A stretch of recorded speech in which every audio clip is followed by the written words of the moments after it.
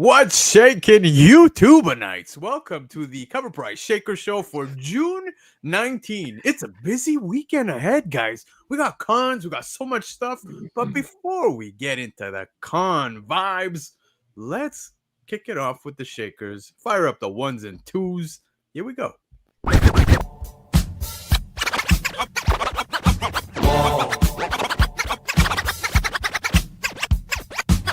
Atomically, Socrates' philosophies and hypotheses can't define how I be dropping these mockeries. Lyrically perform armed robbery, flee with the lottery. Possibly they spotted me. Battle scar, shogun, explosion when my pen hits. Tremendous, ultraviolet, shine blind forensics. I inspect you through the future, see millennium. Killer bees sold 50 gold, 60 platinum. Shackling the matches with drastic rap tactics. Graphic displays melt the steel like blacksmith. Black boot jackets, queen bees, ease the Gunson. Rumbling with patrolmen, tear gas, lace the function. Heads by the score, take flight inside a war. Six hit the floor, die hard bands, demand more. Behold the bold soldier, control the glow slowly. Proceeds the blow, swinging swords like shinobi. Stomp grounds and bound footprints in solid rock. Who got it locked, performing live on your hottest block. Blah, blah, blah, blah, blah, blah, blah, blah, blah, blah, blah, blah, blah,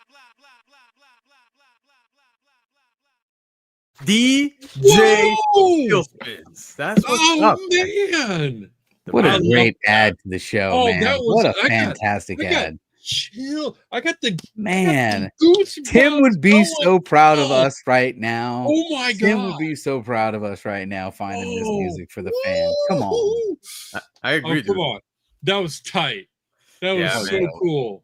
DJ Skillspins brings the fire, but the fire doesn't end there, guys, because we've got two amazing people on the panel tonight. We've got Chris, Dr. Yo-Yo, and of course, one of the most soothing voices all over YouTube, baby. JB's in the house, man. Guys, what's going on? Let's go around the horn and say hi. Chris, how's it going, man? Oh man, I'm jazzed up after that. Hey, it's Thursday. You guys know what that means. It's time to get your shakers list on.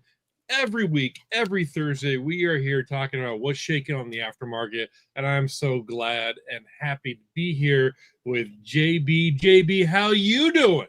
I am wonderful. Thanks for having me on tonight. I really appreciate you having me on tonight. This list is different than almost any shakers list I've ever seen before. There is so much modern on this shakers list. I'm dumbfounded. But once again, the writers at Cover Price coming through like champs. Shout out to the writers at Cover Price. Yeah, man, absolutely. The write-ups are amazing. And the books, like you said, JB, very different, very interesting, because we normally go back in time. We kick it with the DeLorean, we hop in, we do our thing.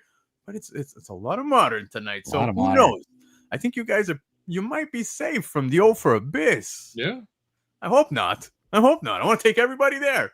But all right, let's kick off the show because, like I said, it's con season. I know a lot of people are already on their way to Heroes Con, people making the trips out. So I know, it's going to be a late night for majority of those people at these cons. So let's kick it off. Show everybody what's on the list tonight. So, guys, to kick it off, the list comes from our friends over at Cover Price, focusing on new high sales or the most interesting sales found on their exclusive daily shaker list.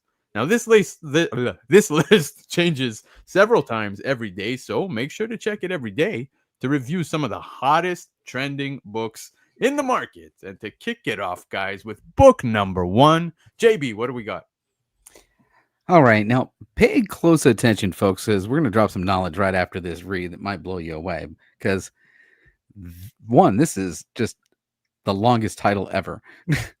At number 1, Absolute Wonder Woman, issue number 1, the Stanley Art Germ Lau 2025 Fan Expo Cleveland VIP blind bag spot color. All right. Not bad. All right. Now, blind bags have been around the comic industry for quite a while, resembling what baseball cards have been doing with their packs for almost a century. The Battle Beast blind packs were ruling the top 10 list just last month when they occupied the first 4 spots. Now, Fan Expo has been doing blind bags since 2022, when they signed an agreement with DC Comics to publish variants for their premium and VIP ticket holders. Now, what separates these blind bags from typical blind bags, besides paying hundreds of dollars for a VIP ticket? Well, there's a chance to get a rare books and books that are signed and remarked by the artist. Now, this year's blind bags gave fans a choice to get different variants for Absolute Batman issue number 1 by George Jimenez, Absolute Wonder Woman issue number 1, this book right here, by Art Germ, and Absolute Superman number 1 by Frank Quietly. Now, this week saw 2 raw sales of the Art Germ Wonder Woman variant, with the spot color selling for $485. Damn! And the foil selling for $405. Now, it's interesting to note that the spot color was a 1 in 5 variant, while the foil is a 1 in 25 variant. With Art Germ charging $150 for a remark and a guaranteed long line, it'll be fun to see how much the variant with the remark goes for, if any, ever surface on the market. Which brings up the point that this is still going to be released in blind bags in upcoming cons, right? Yeah. So this is what we were talking about, because there's a lot more fan expos, throughout the summer coming up. Like, we have Fan Expo Toronto that's coming up, Fan Expo Canada.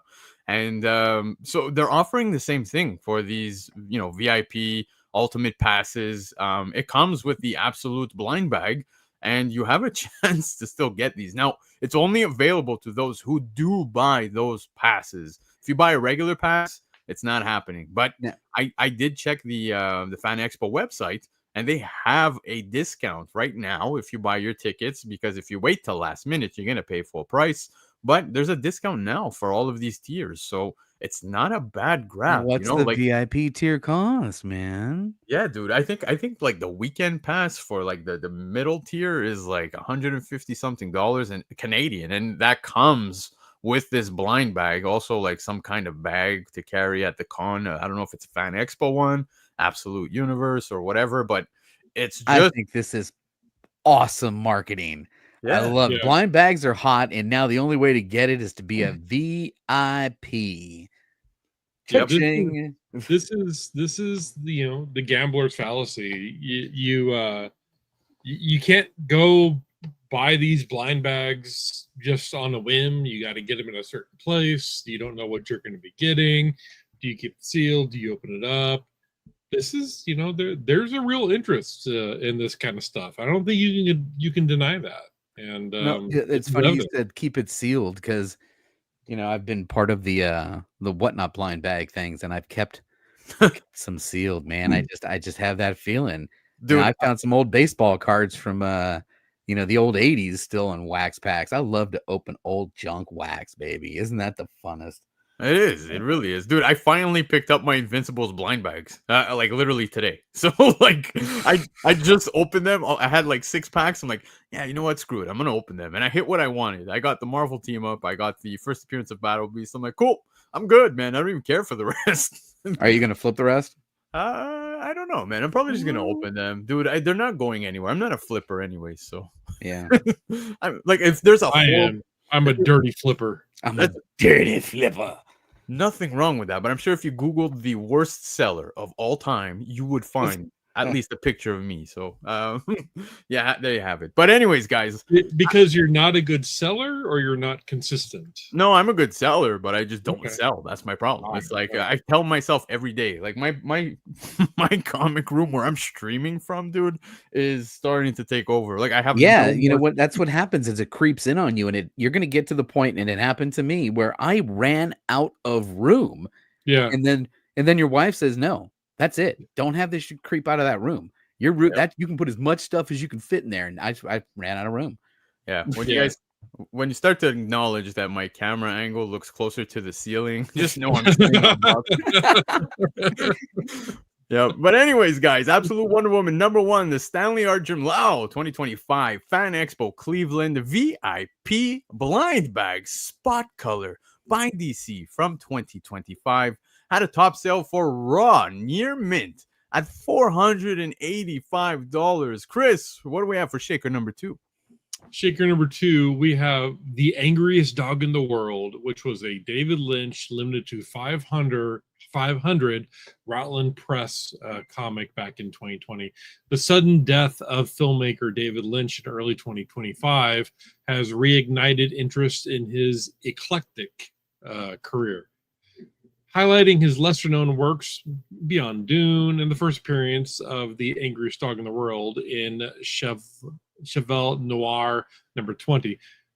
Created in 1973 during a tumultuous chapter of David Lynch's life, this obscure work embodies his signature Lynchian aesthetic, a surreal mix of absurdity, psychological unease, and dark humor. Lynch conceived The Angriest Dog while navigating the chaotic production of his first film, Eraserhead, which, if you have not seen Eraserhead, don't do it while you're high. Noted. Because I watched it just regular, not drinking, not doing any substances, and it was a mind twist just sitting there watching it. So I can't even imagine what it would be like otherwise. So Eraserhead was fraught with financial hardship and creative intensity in the early 1970s for the young artist. I cannot tell you enough. Watch Eraserhead. Just do it sober. Published sporadically in the alternative outlets like LA Reader, the comic's stark, minimalist format features 4 unchanging panels, a furious dog named Shaker chained in a desolate yard. The only dialogue shifts, delivering bizarre, often philosophical captions that oscillate between humor and existential dread. That sounds like David Lynch.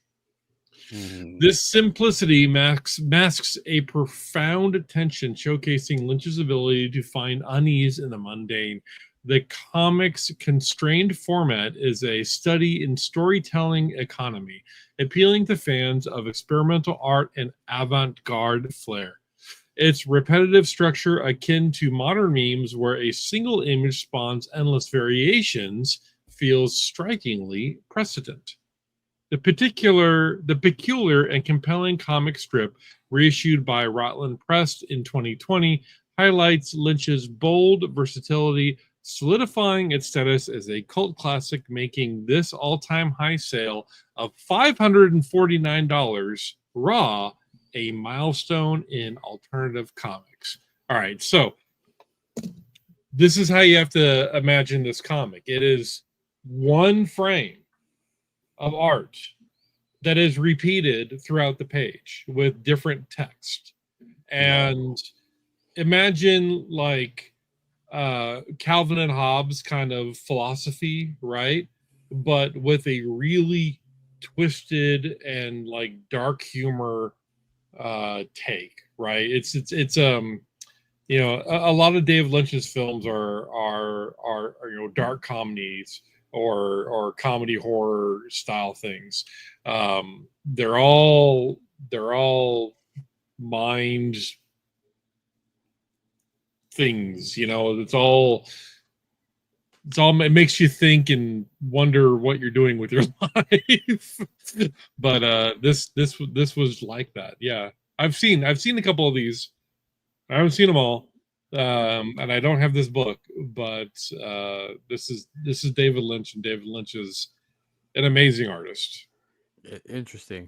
No, this is not my favorite cover. No, absolutely not. I'm kind of gonna have to say I agree with Laggard here because yeah, that doesn't look like a dog, man. I thought it was a sock puppet. But still, I look, David Lynch is not somebody I'm entirely familiar with outside of what I see here as Dune. He worked on Dune. But everything else, man, like, you know, Chris, you were talking about Eraserhead. The movie's from 1977. I mean, just looking at some of the images from the film, it looks pretty interesting. I can understand why you say not to watch it when you're not sober. It's a really weird movie. Here, let me show you. I'm going to show you what this book looks like, so that you kind of get an idea of what I'm trying to talk about.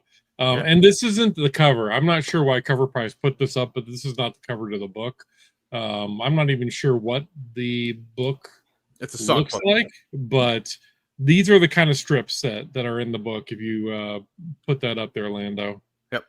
Yeah. So, it's just the same image over and over again. You know? I don't know why I like fish hooks. There's something about them that just catches my eye.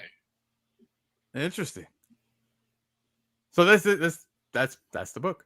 So it's just pages and pages and pages of this. Yeah. So it looks weird, like man. It gives me comic strip vibes from like a magazine, like a newspaper. Yeah. Yeah. I mean, that's the kind of stuff it was. Yeah. So pretty cool. Look, I mean, like that top one right there. What's your theory of relativity? It's filled. Yeah. It's filled with jokes. Yeah. All right.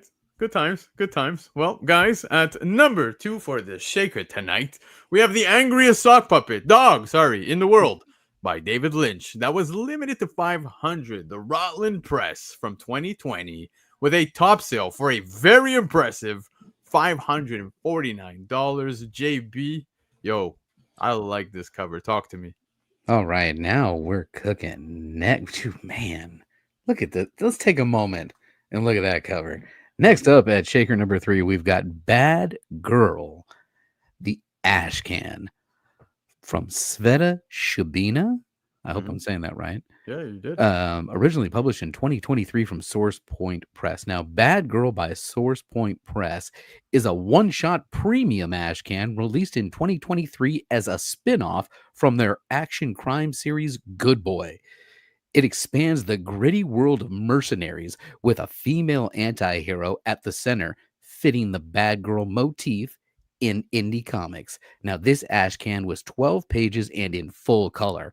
While there are many different covers, many are difficult to find because of the limited print run of each. One of these artists is Sveta Shubina, a Russian-born illustrator and pinup artist known for her vibrant retro-inspired style and playful reinterpretations of iconic characters. This artist is a perfect match for Bad Girl, as both the title and the artist are strong examples of the genre-pushing, gritty indie style. This Ashcan is a collectible, limited preview that gives a fresh spin on a darker, female-led narrative.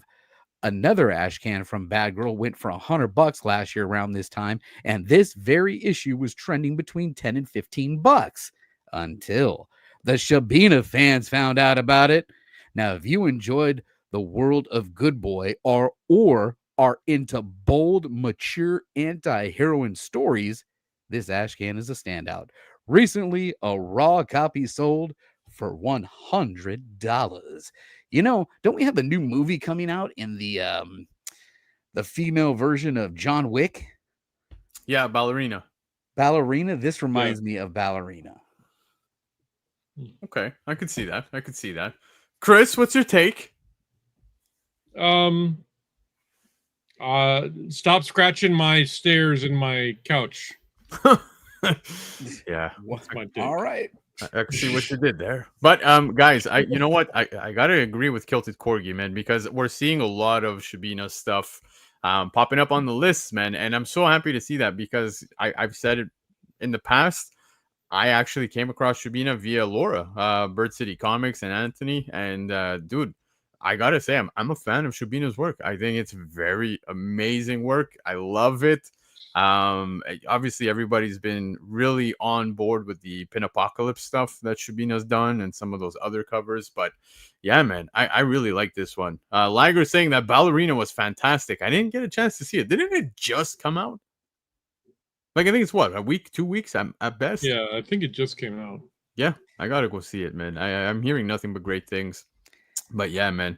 Yep, it looks like the chat's all in agreement. Everyone's saying that it was very good. You know what? Real Fake Comics brings up point of order. He's out of line, but he's right. Oh man, there you go. But anyways, guys, Shaker number 3 gave us Bad Girl, the Sveta Shubina Ashcan from Source Point Press back in 2023. And it had a top sale for a raw near mint plus copy at $100. Chris, what do we got next? Shaker number 4, we have the Blade of Kumori. Number 1, this is the Scotty Young Graham Cracker Comics variant by Devil's Due in 2004. An early Scotty Young cover, this Graham Crackers Comics exclusive for the Blade of Kumori number 1 was already hard to find when it came out in 2004, with only 1,000 copies being made. 21 years later, it has become no easier to find, but there have been a handful of copies that have made their way to the market since 2021. The most recent sale on June 18th marked a first major price jump when the book sold in a near mint copy for $155. In comparison, the cover A and variant by Sean Chen currently sells for an average of $3. So you're looking at a premium price tag for some early Scotty Young work. Hey man, we talk all the time about popular artists and their early work. This is just another example of that. Yep. I agree. I like it. Yep. I agree, Chris. We've spoken in the past about how, most of these popular artists, you always see their first or earlier books tend to pop. I actually never saw this Blade of Kumori before by Scotty Young, so this is pretty interesting, It's the man. first time I've seen it. Now, Graham Cracker, is that just an online only kind of thing? What is that? It's the isn't it Graham Cracker is the food thing there? No. This is probably the name of the company that's like, Bird City exclusive. There's Graham Cracker exclusive, I'm assuming. I thought it was food, man. Isn't Graham Crackers food like the Get out of here with that. when you eat s'mores or Graham something? Crackers is a food. It says grahamcrackers.com. So I don't know. Let's see. Check it out. Look. Dude, my kids live on s'mores, and that's the go-to. Chris is checking. It's a Chicago. It's a comic book store. Yeah. Oh man, I told you. I Right, so they got 10. They got a chain of stores that they can do enough to do an exclusive. Makes sense. Tell me I'm hungry without telling me I'm hungry.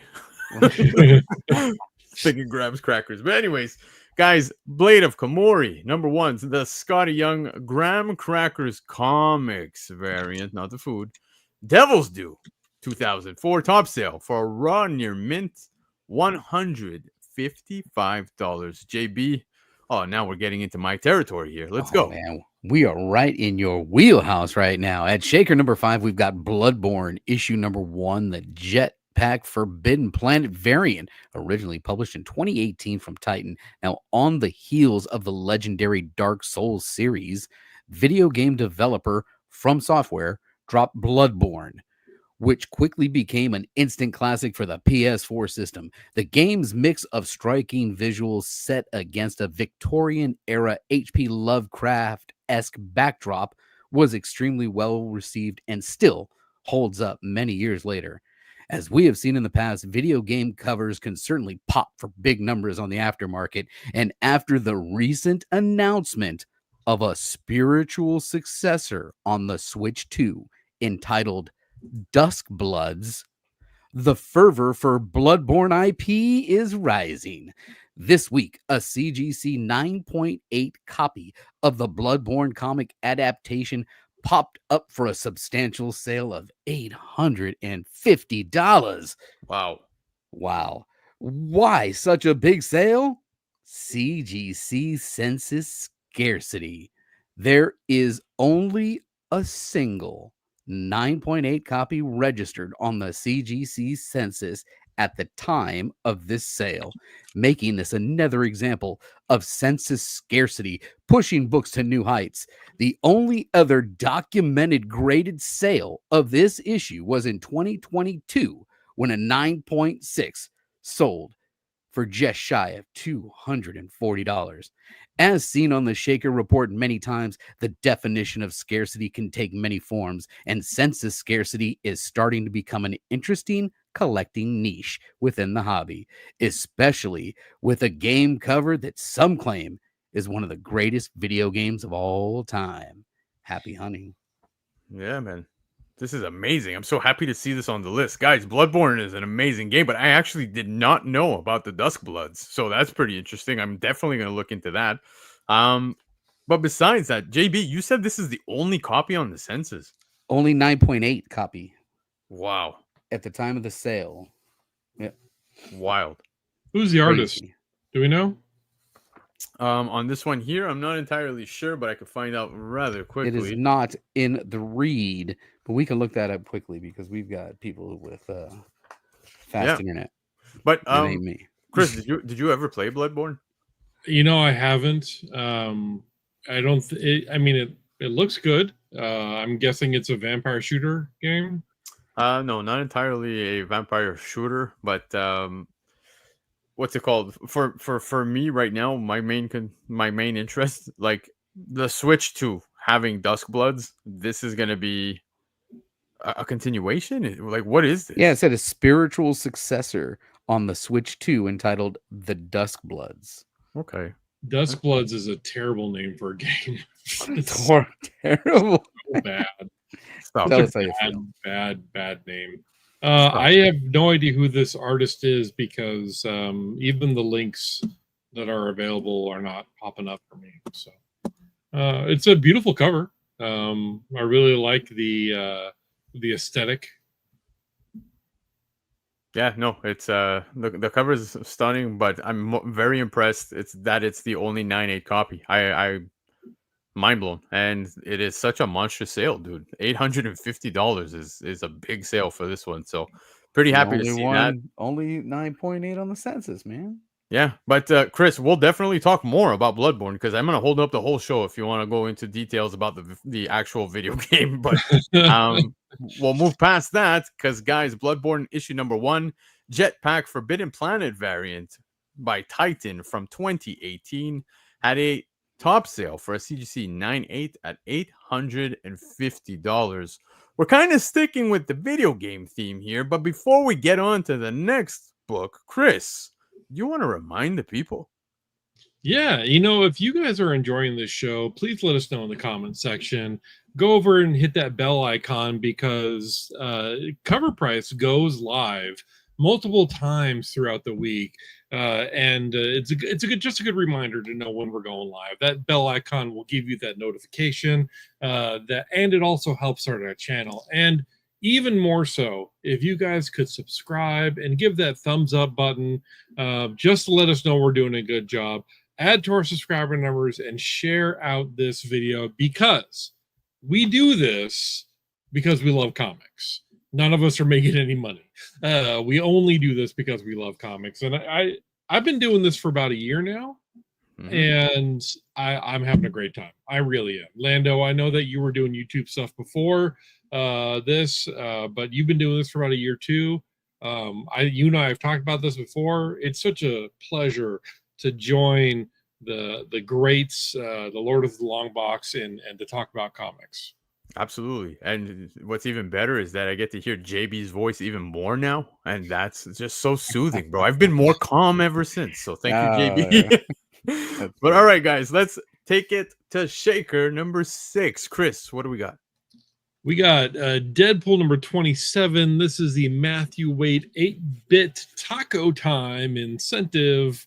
And this is such an awesome cover. First of all, I love Burger Time. Burger Time is one of my favorite vintage arcade games. And to see this was on my buy list, but my order got canceled, and I was so sad because of it. Oh. And now that we see Raw Nearmints going for $200, I don't think I'll ever get this in my collection. Unless Matthew Waite, who is a watcher of this show, happens to send it to me. Yeah. Hint, hint, nudge, nudge. But with the explosion of popularity that Deadpool has experienced over the last decade, Cover Price is bound to see the collector's return to some of the older issues and snag up some excellent hard-to-find variants. Last year, there were a few highlights, such as the Run the Jewels variant. As an example, a tough, hard-to-find, again, coveted book. There's also another 8-bit variant that has more of a Mario homage. And last year, this book really started taking off. Now, this 8-bit variant for issue number 27 was somewhat still affordable, and that's no longer the case. As Matthew Rate returned and delivered another epic variant, Collectors of Chase, as a Burger Time homage, 1 in 50, this book was very hard to find, as very few local comic shops were going to be ordering enough Deadpools back in 2014 to justify getting this 1 in 50 ratio. Mario is a household name, but Burger Time less so, which is a shame. With the LCSs hedging its bets on marketability, at the time the aftermarket was not nearly what it is today, and while some were able to snag it secondhand for a reasonable price, recently this book has been ramping up. With 2024 being the year of Deadpool, this book hit the market a few times and commanded around $150 for both a near mint and graded raw copy. For a near mint grade raw copy and for a very fine copy. Now, just yesterday, a new all-time high of $200 for a near mint plus raw copy, with hardly another copy available for sale. It is a dang near ghost. And for a book that nailed homage, hyped up at the 8-bit factor, which was huge at the time, and a Guinness World Record for the most characters featured in a book, it is surprising to see it change hands so infrequently. But those hardcore collectors are out there. The hunt never stops. Now, let's talk about what's going on this cover. I think it's really cool that you see carrots and radishes, which should never be on tacos. You know what? Ever. I mean, peppers, I understand peppers, yes, but carrots and radishes, definitely not. I was wondering where you were going with the carrots and radish, and then you made perfect sense because, yeah, I agree. I agree on that one. But, dude, I love Matthew Waite's stuff, man. And I know, guys, if you are headed to Heroes Con this weekend, he's actually going to be there. So if you happen to have this book or any of his other awesome 8-bit ratio covers or etceteras, go see him. Go say hi. He always has some fun covers available at his booths. So there you go. But JB, man, what do you think of this? Did you play Burger Time? Oh hell yeah, man! I've been on the hunt for all this retro stuff, and I was going through and trying to determine which system to really, do I want to get an Atari 2600 just so I can mess around with the kids? Do I want to get, the old Nintendo, that first generation? I had the one with the robot when I was a kid. And then my sister busted out with, I had the ColecoVision. And I think Burger Time was one of those ColecoVision games, if I do remember. I think there was an adaptation, but it wasn't a faithful adaptation. Honestly, you can get you can play a lot of these old arcade games right in your browser by going to archive.com or archive.org. There's so many, like if you want to play Donkey Kong or Pac-Man or Burger Time, you can play them right in your browser using keyboard and mouse, or you can plug in a USB controller if you want to and just play them right there on your web browser. I need to write that down. Let me drop a knowledge right now. Look at you. Yeah. It's called Archive? Yeah, Archive. Liger, beaver tails are the bomb. That I will tell you. But guys, I'm very concerned with what some of you are telling us in the chat. Like somebody's saying, chat is saying put peanut butter on a burger. I don't think I would ever. Oh no, we have that actually out here. They have this it's like a really spicy jam. So it's like a jalapeno jam. Okay. And then you need that peanut butter to dull down that jam, because the jam is like makes your eyes water and your nose run, but you can't stop eating it type stuff. You know what I mean? I'm just trying to picture like peanut butter in a burger, dude. Like that must taste interesting. And then you got butter on a Pop-Tart. Like what?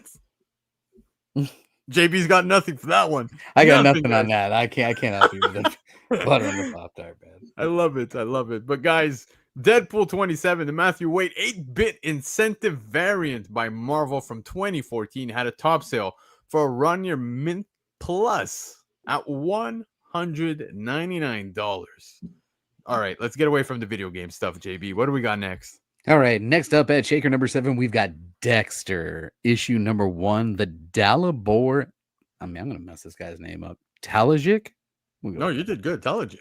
There you go. The Dalibor Talajic variant, originally published in 2013 from Marvel. Now, Dexter debuted on the Showtime network in 2006. The series featured Michael C. Hall as a forensic detective by day, serial killer by night. They threw in vigilante at the end. The first season was mostly adapted from Jeffrey Lindsay's novel Darkly Dreaming Dexter. The series exploded in popularity and ran for 8 seasons, concluding in 2013. While the finale failed to live up to expectations, as many series finales do, the show has continued to be in the top 10 on various streaming platforms. In 2021, a new miniseries debuted, Dexter New Blood, which is set 10 years after the original finale, and just last year, a prequel series, Dexter Original Sin, came out to much praise from fans. The success of these 2 follow-ups has led to the return of Dexter Morgan in Dexter Resurrection, set to premiere this month. Now, the anticipation for the new series has driven many collectors to seek out Dexter collectibles, mainly his stories in comic form. In 2013, Marvel Comics released a 5-issue miniseries based on Dexter, written by original creator Jeffrey Lindsay. The variant to the first issue had a notable sale this past week when a Near Mint Plus Raw copy sold for $100.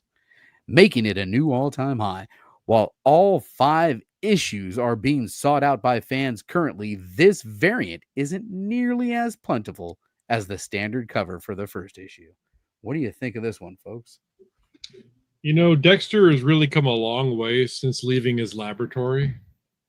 Oh, no, that's the wrong Dexter. Oh, that's the wrong Dexter. Come on, man. Wrong Dexter.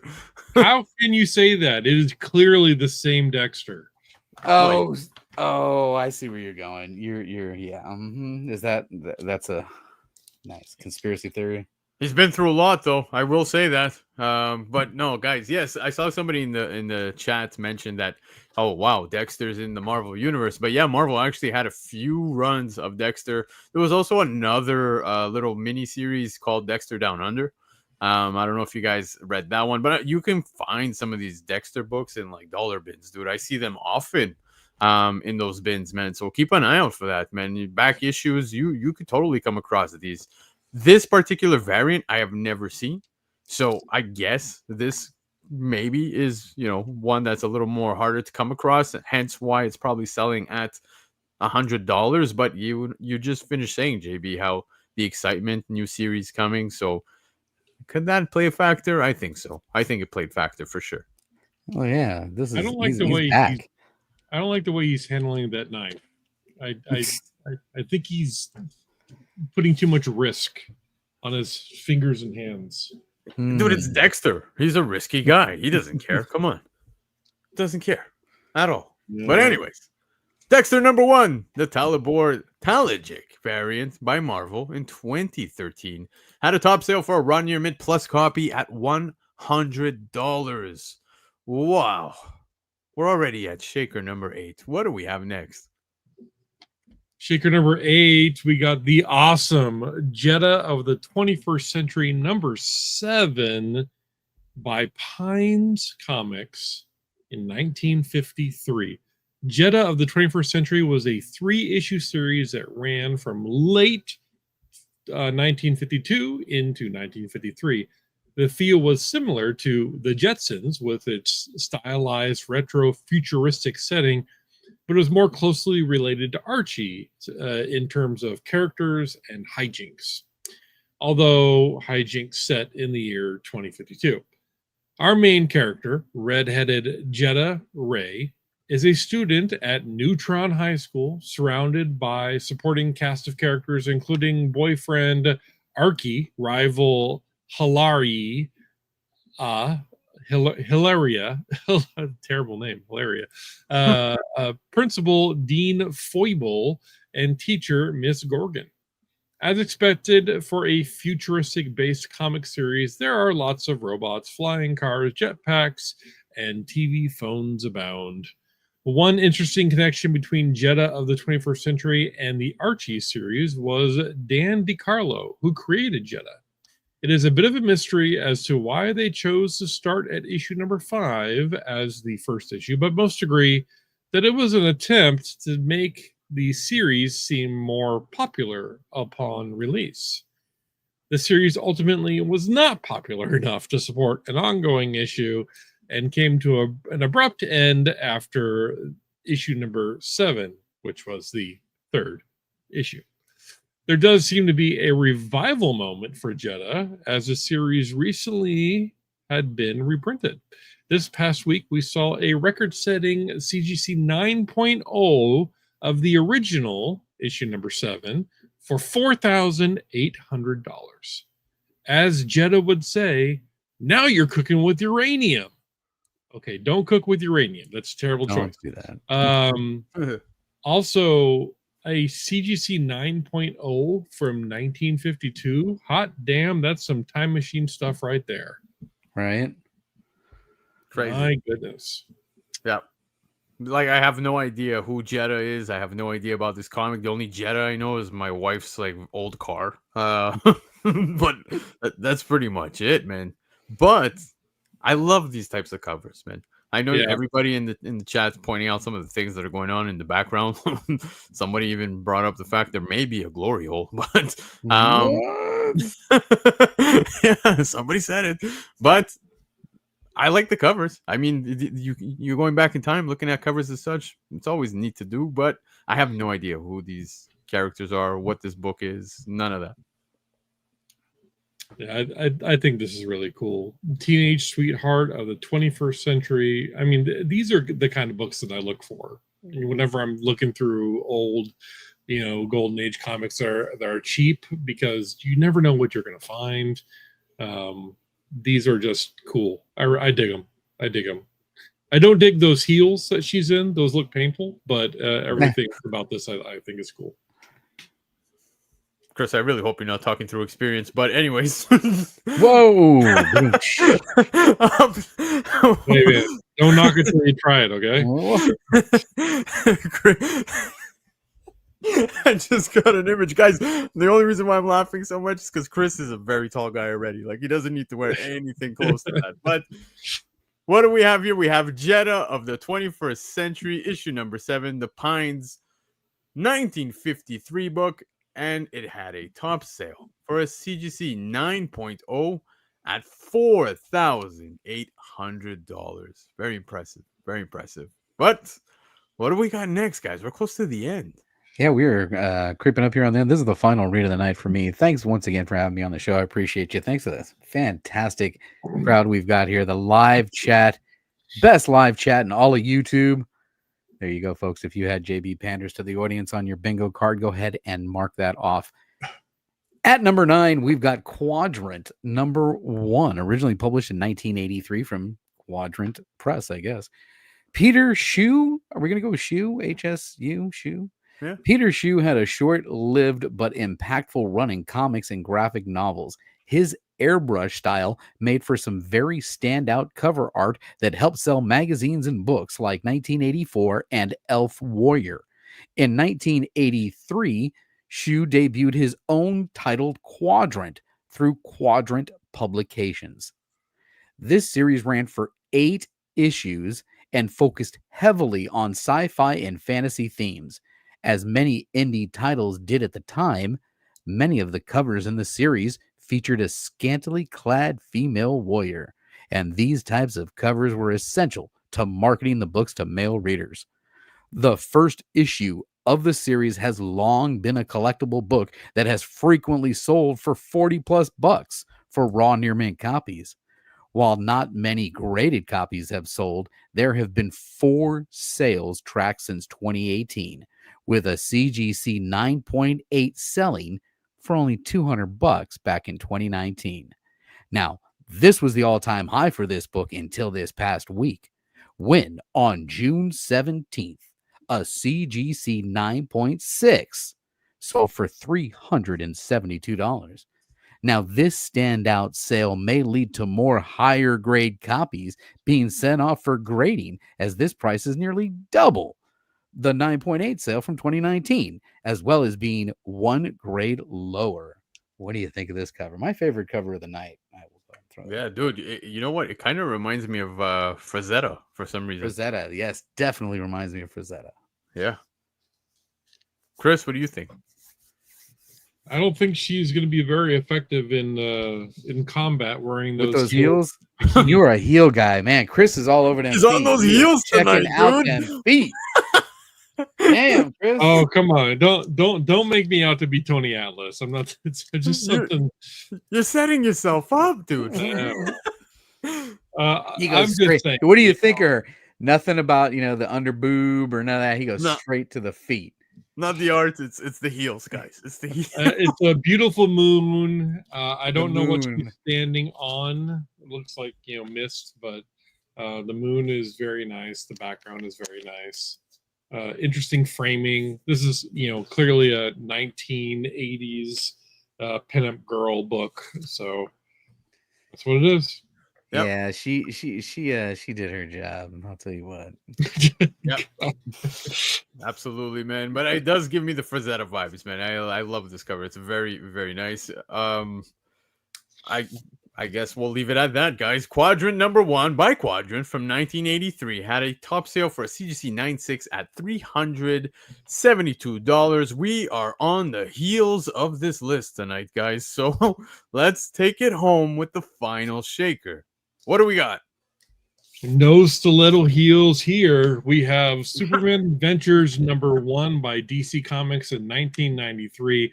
While there were many animated iterations of Superman, ask any 90s kid which of their favorite was, and they will probably reference Superman, the animated series. I am 100% in agreement. I had the Superman Batman combo theme song on my phone as my ringtone for years, I tell you. Building on the success of Batman the Animated Series, Superman the Animated Series brought a similar level of sophisticated storytelling and character depth to the Krypton's Last Son. Voiced by the brilliant Tim Daly, Superman felt both powerful and compassionate, constantly grappling with his immense abilities and his human connections. This show's art style captured the character perfectly. It's a cornerstone of the DC animated universe.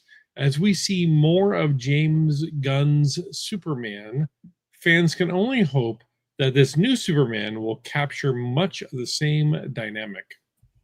While we wait, this book made a big impact on the aftermarket this week. This book is a special preview issue that Warner Brothers sent out to shops, releasing before the first issue of the series. Technically, it's Superman Adventures 0.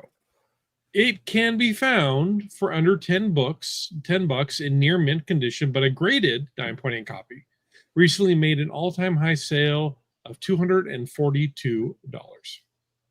This is a book that definitely earns a ton of value from being graded, especially when there are only 9 copies on the CGC census and only 2 of them are graded at 9.8. That is amazing. Now I have this book.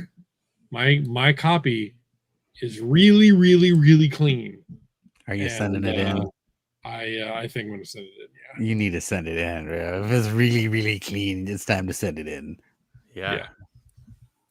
Dude, if it's clean, yeah, totally send it in. But guys, when I think Superman Adventures, man, looking at this cover, I don't know if you guys remember back on Nintendo 64, they had the Superman, the New Adventures video game.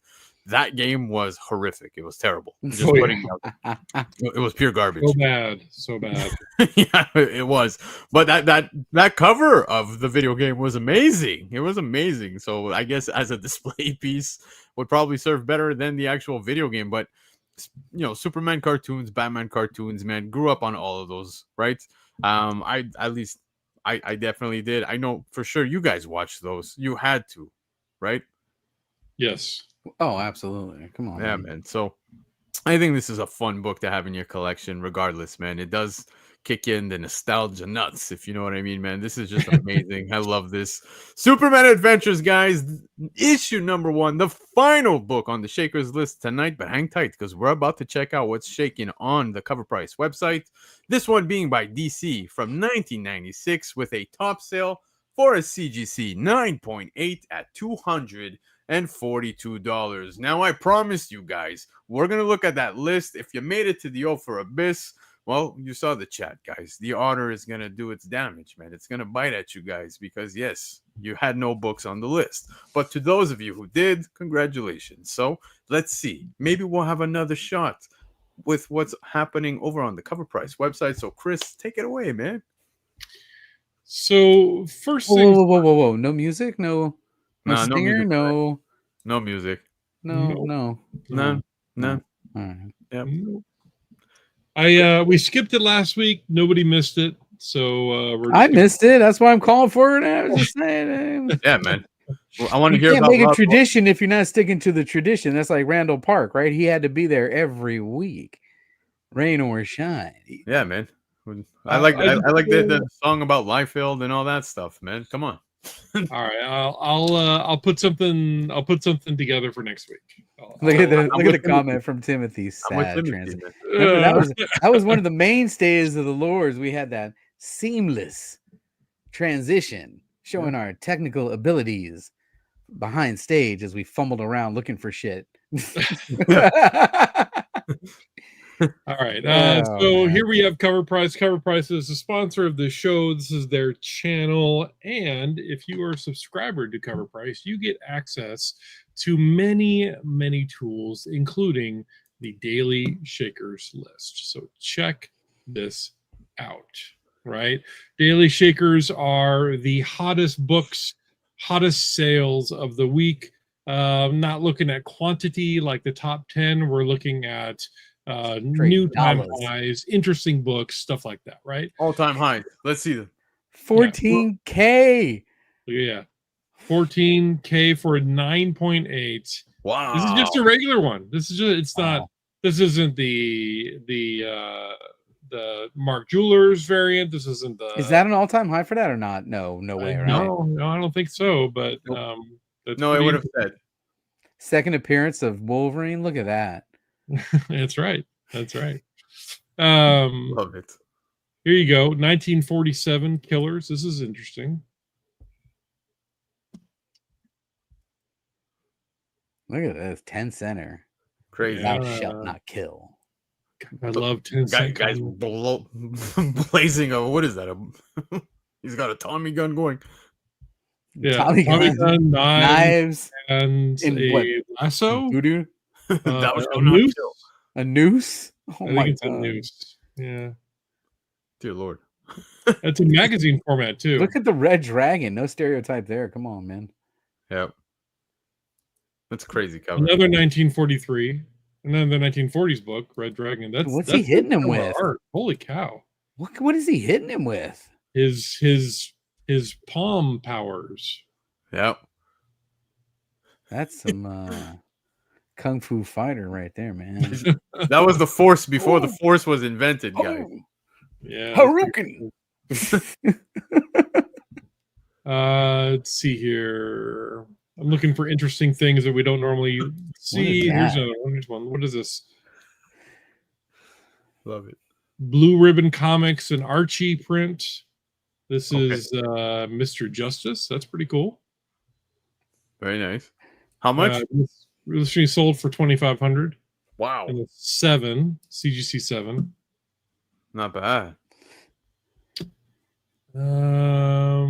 What is going on with this Green Lantern? Oh, it's a 1970s 9.8. Okay, so we've seen this. We've seen this over and over and over again. Okay, 1970s and early 80s books in a 9.8. It doesn't really matter anymore. It doesn't matter anymore. Just what are we talking about here? You're talking about 25, 35, 45 books are almost 50 freaking years old, man. Yep. Yeah. If it's 50 years old, shit. But a 9.8 sold for $1,800. This isn't a key. It's just in better shape than I am. Yeah. At 50. Yeah. People in their 50s buy that book and be like, "This is what I wish I was like." You know what I mean? I want to be in this shape. I wish I want to be in 9.8. Dude, this is another example right 9.9. here. Look at this. Look at this Tomb of Dracula again. It's number 48. Yeah, that's a dollar bin book, but it's always beat to shite when you get it. You've never seen one in high grade. So a high grade 9.8 sold for $1,500. I'm telling you guys, this is the new thing. Oh, my all-time favorite Doctor Strange cover right there on the far right. Cool. And it's another one. This one is a key though. This is first appearance of Silver Dagger. I don't know who that is, but another 9.8, another 1970s book, and another. High price. This one sold for $1,260 2 days ago. 2 days ago. Crazy. Look at this Planet Comics one here. This is pretty cool. Oh, I like this. This is a nice cover. Yeah. Brunette in a red dress. Yep. We'll make that count. This is a 7.5 sold for $1,350. Oh, dude, guys, the Pressman variant is absolutely insane for the X-Men 11. Oh, down there. Yeah. Look at these sales. Oh my god, this is crazy. Yep.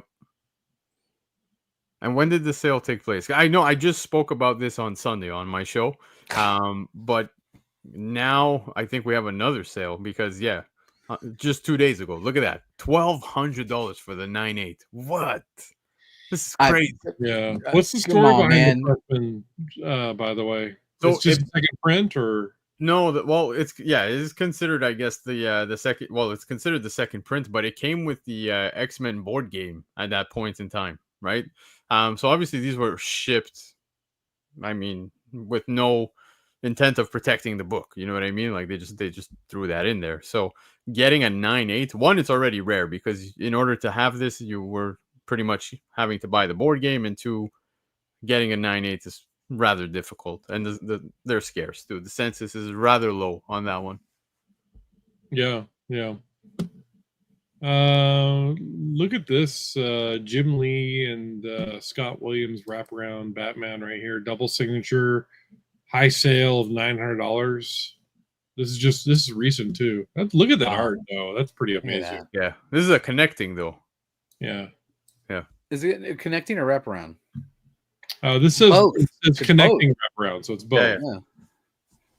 Here you go. Here's a Topps comic, Jurassic Park gold foil, limited to 7,500, which is a lot compared to limited books today. But $900. 9.8. First comic appearance of Jurassic Park. This was, one of the typical 90s gimmicks. Yeah. Gimmick covers. Yep. I like that though. Really cool. And we were just talking about this. Yeah, the Bloodborne is there. What a top. I really need to sell my Swamp Things. Yeah. Oh, we have a top sale for. Okay, it's the reprint. Never mind. What's that? The Invincible, but it's a reprint. Yeah. And so let's go all the way back up to the top. One of the cool things that we like to do when we're looking at the shakers is look for all-time highs. I'm going to also search for only variants. Let's see that. 32. Yeah. Damn. Tim Drake Robin. Cool. The Flash. Ooh, what is that? Spider-Man? Is that because it's second print? What is that? I know that's the first meeting of Miles and It's a newsstand. Yeah, newsstand. Yeah. from 2012. How much? Oh, Pop Kill. Talk to me, Will Jack. Can I see that very, very quickly? Hold on. There you go. Whoa. There's only one problem with this cover, guys. You can hardly see them nipples. Ah, he set it up. Yeah, he did. Dude, that's a wicked COVR'ing cover. I think I have this Lilith. That's I'll have crazy. to check my spec box. I have a box that says they're just what is it? specs. The noir. Yeah. I might have this Lilith. I wonder what the raw goes for, because mine's not graded. Look at this Mark Spears blank. So cold. What? Is It's that time right? to open A a can of whoop ass. Let's go. Blank. Wow. A blank. Yeah, Michael Baker. That's the book I was talking about, man. The COVR'ing one is the one you're talking about, right? That one was crazy good. Crazy. What's this Magneto head? That's pretty cool. What is that? It's X-Men Red, the Christian Christian Ward. Ward 1 in 50. Never seen that before. Never seen any of these before. Another thing you can do is if you want to flex. Hold on. because The people made requests. They made did requests. they? What do they want Yeah. to see? They want to see. Okay, stop. Go up. Go up to. One more. There you go. Okay, pull up the. There you go. The Tyler COVR'ing 616 Virgin Foil right there, baby. Okay, all right, Oh.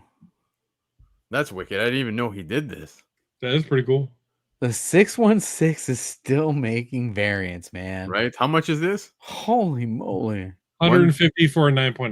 150. And now I want you to open a can of whoop ass. There you go. There it is. I love What it. the hell? That's so funny, man. I didn't even know this existed. This looks like a rip from the Super Nintendo game. Probably.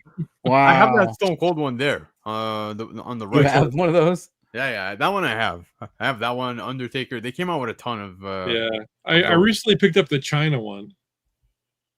China. Wow, Yeah. dude. I have China's biography book there that she had wrote back, like obviously years ago when she was still around, and I got it signed by her.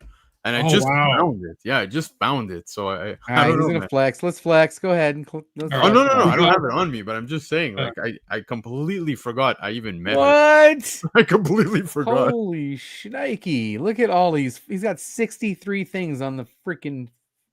So if you track your collection, like I do religiously on Cover Price, you can filter by the shakers that you actually own. And this is really good to do if you are looking to flip some books.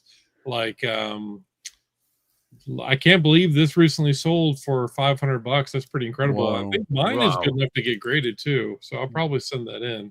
Gabe would love that book. Gabe would love that. Yeah. He probably has the book. Yeah.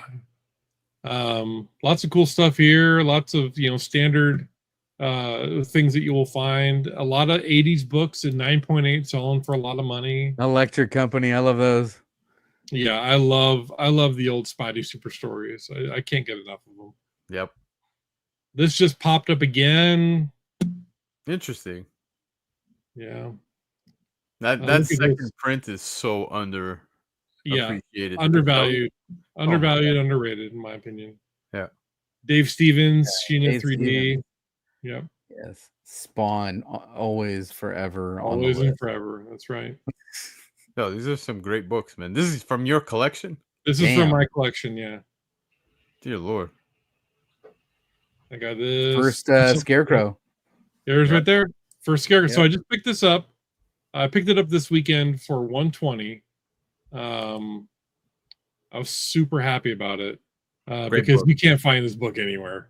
Great book. Yeah, and I I've know owned it's a the couple of first them. Silver Age Scarecrow, but that's the one that matters, right? Yeah. Yeah. All right. All right. Well, there you have it, guys. Chris, Mhm. thanks for walking us through the daily shakers over on the Cover Price website. Guys, Thank you for hanging out with us tonight. But before we go, we're going to go round the horn and say goodnight to the gentlemen. Chris, take it away. Once again, we came, we saw, we shook, we cried in the Ophir Abyss, and we'll come back next week. You guys, what's... I got scared you were going to quote Val Venus for a second. I got very scared.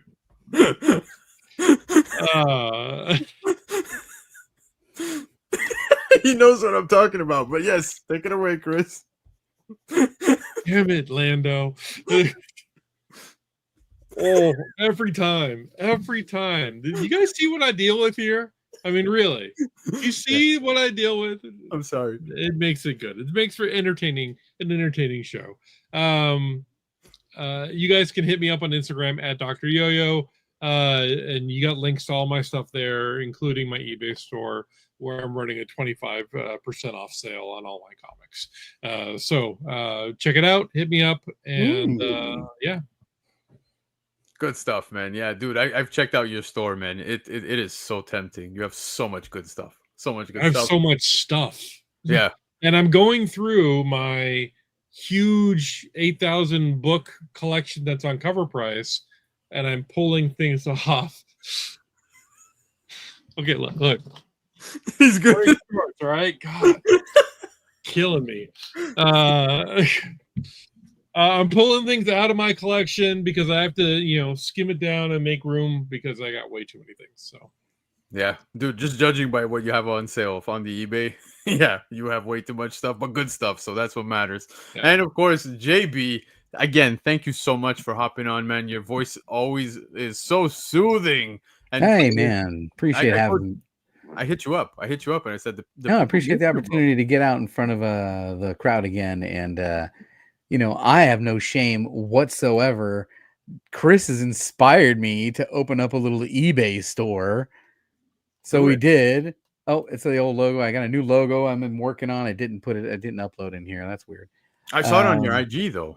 Yeah, I got to go check out the IG, and we're going to open up a little eBay store because I'm finding so much cool stuff at estate sales up here in the Pacific Northwest. And I got to have a place to get rid of that stuff, flip them out. Hell yeah, man. Finding things. I love searching for things at flea markets and estate sales. It's so fun. I showed you guys this before the show. The antique malls. Yeah, I'll show the chat this. These are original 1980s Bob Foster sketches for the Sunday Donald Duck comic strip. That's incredible. Got 10 of them. They're so cool. These are the original art sketches with notes and like whiteout and crossouts and edits. And these are the kinds of things you go out and find. I go out every Saturday. I got my boy with me. We hit up garage sales and flea markets. I check out online auctions. It's a great time. That's awesome. Check out the Instagram for my estate sale finds. I still haven't taken pictures of this last week because there's just so much stuff that we picked up this last weekend. But yeah, check me out on the Instagram, and as always, don't forget, everybody, we had a good time. We had an amazing time. That's right, JB. Thank you guys for tuning in. We will catch you guys next week. Have a great weekend. Adios.